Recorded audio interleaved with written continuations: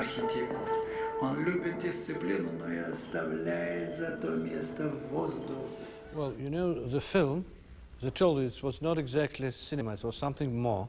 And the idea was that there were films that where museum is not decoration for something, it's not also museum as a place of art, it was a museum was a featuring in the film. It was one of the heroes of the film, one of the protagonists of the film. This was the idea when I understood this. So I began to introduce and to help and to give kind of order that we have to support this film, which will be about Russia and Hermitage. Hermitage is the museum, Hermitage is the monument of Russian history. So both was been in the field.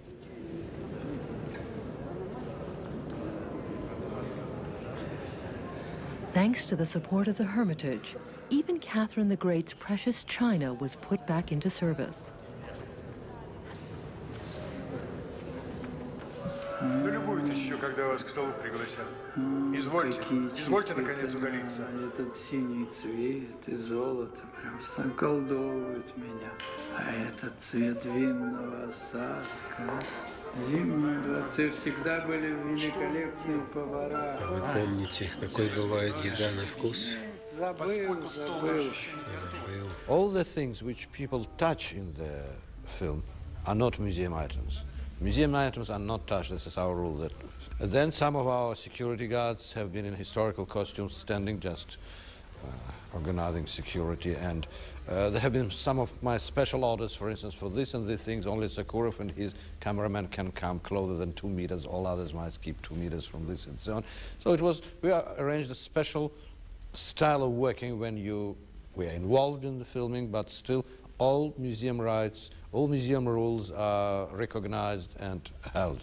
We didn't change anything in our rules, all was as strict as always, and Sakharov managed to fit into this with his creativity. Я не смог помочь стольким людям. 10 лет прошло. Ты знаешь, о ком я говорю. Museum director Mikhail Piotrovsky also appears in the film, alongside 2 actors who play his predecessors, one of whom was his father, Boris Piotrovsky. Особенно через 37 лет после смерти. Миша. Что-то по-прежнему тревожит, Иосиф Иванович? Власть тоже. The problem of this extremely mystical theme is that it's not exactly a dialogue, because the host of my father and Professor Arbeli are trying to tell me something and they can't, they know they can't. But the only thing they can speak about the importance of culture. That's another part of, another important message of the film. It is culture as an arc which keeps us all living. Nation exists and people exist because we have culture. Well, it's very simple. The real difference between us and animals is culture. Иду. Говори. Послушай. Миша. Да пусть идет.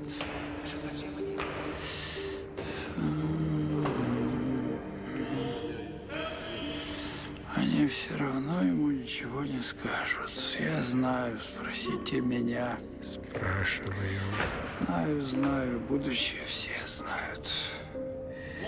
Не знают прошлого, Бог с ними. Посмотрите, как красиво. Sakharov frees time from all constraints, allowing it to move freely throughout the rooms, jumping and dancing with the floating camera. Я не хочу экспериментировать со временем. Мне нужно прямое время, мне нужно перенесение времени прямого на киноэкран. Я не хочу его резать, я не хочу его сокращать. Пусть оно будет такое, какое оно есть.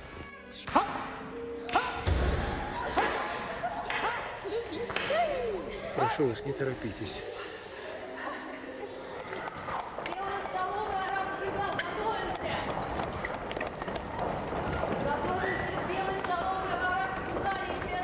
In this case, what he was trying to do is do something that would last longer than just that piece that it's involved in. And in that case, you have to have an historical time to go with real time.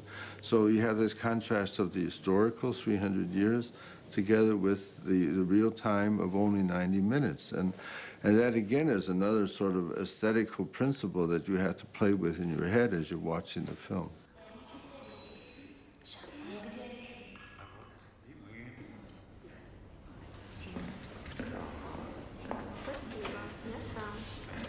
In this otherwise sober room, the old system drew its final breath.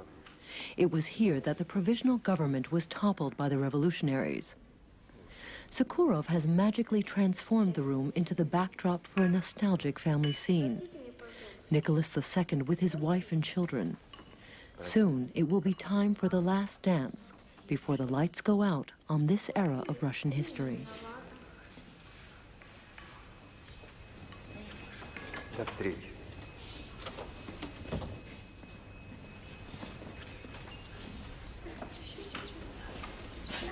Скажите, почему все двери открыты? Все, летите, детки милые, пташки Божьи. Все.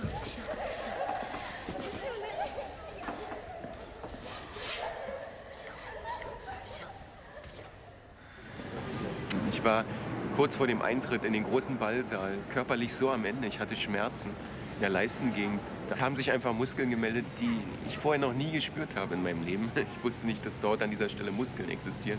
Und ich dachte, ehe ich mir jetzt größere Probleme zuziehe und nie wieder diesen Beruf des Steadicam-Operators ausführen kann, hänge ich das Steadicam ein, stelle es ab und sage, ich kann nicht mehr.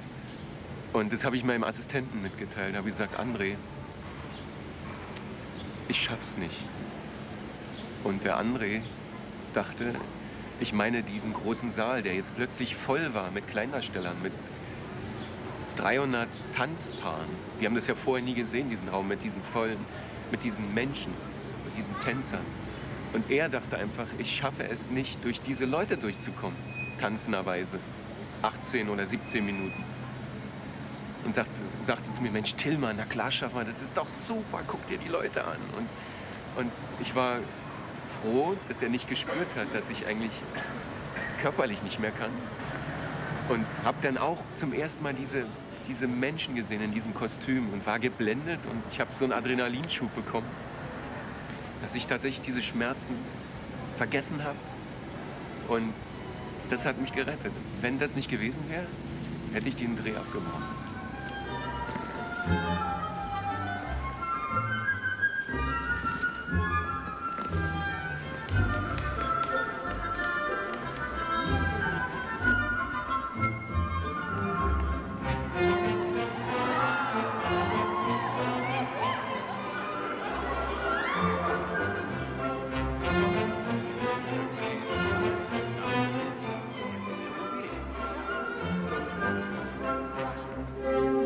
One of the greatest conductors of our time, Valery Gergiev, conducts this reconstruction of the last great ball in the palace.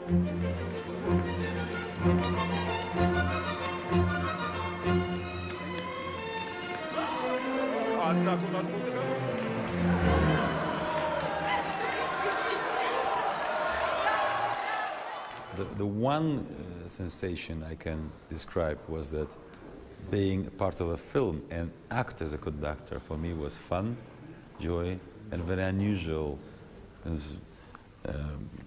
form of activity. All right, I conduct very often, but I didn't conduct so often as a part of a film, especially a film which is not edited, the film which is not kind of proposed to us that let's make a sound and then let's make a some kind of makeup and then we try, then we do it. It was twice, first and last, at once. We knew it will happen just once. Bah.